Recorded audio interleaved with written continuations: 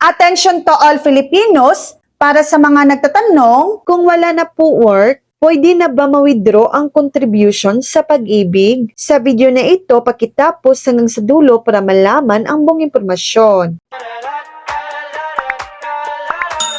Hindi pa. Ang simpleng pagkawala ng trabaho ay hindi sapat na dahilan para ma-withdraw ang regular pag-ibig contributions. Maaari mong ma-claim ang iyong pag-ibig regular savings kapag may isa sa mga pinapayagang dahilan tulad ng pag-abot sa membership maturity, karaniwang 20 na taon ng membership at 240 monthly contributions. Pagre-retiro, permanenteng total disability, permanenteng pag-alis ng bansa, pagkamatay ng miyembro para sa mga benepisyaryo, o iba pang mga dahilan na pinapayagan ng pag-ibig. Kung nawalan ka lang ng trabaho, maaari mong ipagpatuloy ang iyong pag-ibig bilang voluntary member kung gusto mong maghulog pa. O hintayin na maging kwalipikado ka sa isa sa mga pinapayagang grounds para sa withdrawal. So yan lang po ang latest update.